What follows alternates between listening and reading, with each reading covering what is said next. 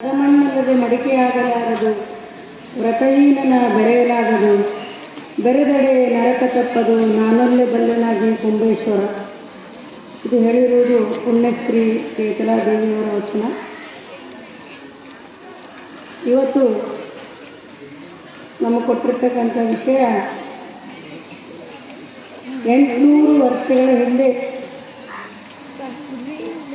ಅನೇಕ ಶರಣರು ಆಗೋಗಿರ್ತಕ್ಕಂಥ ಸಮಯದಲ್ಲಿರುವಂತಹ ಮೊಟ್ಟ ಮೊದಲ ಕವಿಯತ್ರಿಯಾಗಿರುವಂತಹ ಅಕ್ಕ ಮಹಾದೇವಿಯವರ ಬಗ್ಗೆ ನನಗೆ ತಿಳಿದಿರ್ತಕ್ಕಂಥ ಕೆಲವು ವಿಷಯಗಳನ್ನು ನಿಮಗೆ ಹೇಳ್ತೀನಿ.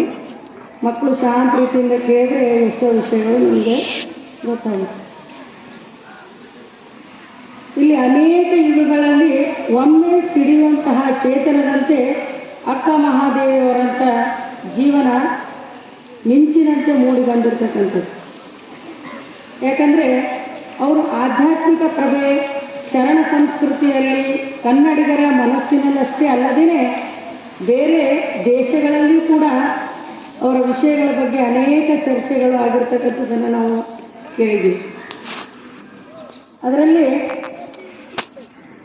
ಈ ಅಕ್ಕ ಮಹಾದೇವಿಯರ ಬಗ್ಗೆ ಹೇಳ್ಬೇಕಂತಂದರೆ ಅವರು ಹುಟ್ಟಿರ್ತಕ್ಕಂಥ ಊರು ಶಿವಮೊಗ್ಗ ಜಿಲ್ಲೆಯ ಉಡುತಡಿ ಅಂತ ಹೇಳ್ತಾರೆ. ಯಾವುದು? ಶಿವಮೊಗ್ಗ ಜಿಲ್ಲೆ ಉಡುತಡಿ. ಇವಾಗ ಅದು ಉಡುಗಣಿ ತಡಗಣಿ ಅಂತ 2 ಹಳ್ಳಿಗಳಾಗಿ ಬದಲಾವಣೆ ಹೊಂದಿದೆ.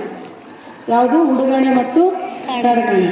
ಅದರಲ್ಲಿ ಅವರು ಹುಟ್ಟಿರ್ತಕ್ಕಂಥದ್ದು ಉಡುಗಣಿ ಅಂತ ಹೇಳ್ತೀವಿ. ಇವಾಗಿನ ಇದರಲ್ಲಿ ಮೊದಲು ಉಡುತಡಿ ಅಂತ ಹೇಳಿ.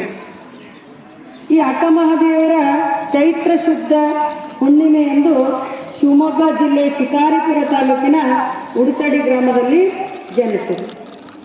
ಇವರು ಒಬ್ಬ ಶ್ರೇಷ್ಠ ವಚನಗಾರ್ತಿಯೂ ಹೌದು, ಕವಿಯತ್ರಿಯೂ ಕೂಡ ಹೌದು. ಅವರು ವಚನಗಾರ್ತಿನೂ ಆಗಿದ್ರು, ಕವಿಯತ್ರಿನೂ ಕೂಡ ಆಗಿದ್ರು. ಮತ್ತು ಇವರು ಇನ್ನೊಂದು ಅವರ ಬಿರುದನ ಏನಿದೆ ಅಂತಂದರೆ ಕನ್ನಡದ ಮೊಟ್ಟ ಮೊದಲ ಕವಿಯತ್ರಿ ಅಂತ ಹೇಳ್ತೀವಿ ನಾವು. ಅಕ್ಕ ಮಹಾದೇವರಿಗೆ ಕನ್ನಡದ ಮೊಟ್ಟ ಮೊದಲ ಕವಿಯತ್ರಿ ಅಂತ ಹೇಳ್ತೀವಿ. ಇವರ ಅಂಕಿತ ನಾಮ ಯಾವುದು ಅಂತಂದರೆ ಚನ್ನಮಲ್ಲಿಕಾರ್ಜುನ. ಇವರ ಅಂಕಿತ ನಾಮ ಯಾವುದ್ರಿ? ಚನ್ನಮಲ್ಲಿಕಾರ್ಜುನ. ಇವರ ಒಂದು ಲೌಕಿಕವಾಗಿರ್ತಕ್ಕಂಥ ಜೀವನದ ಕೆಲವು ಘಟನೆಗಳು, ತುಂಬ ಚರ್ಚಾಸ್ಪದವಾಗಿರ್ತಕ್ಕಂಥ ಘಟನೆಗಳು ಅವ್ರ ಜೀವನದಲ್ಲಿ ನಡೆದಿದ್ದು. ಮೊದಲನೇದು ಯಾವುದು ಅಂತಂದರೆ ಅವರ ಮದುವೆಯ ಒಂದು ಘಟನೆ.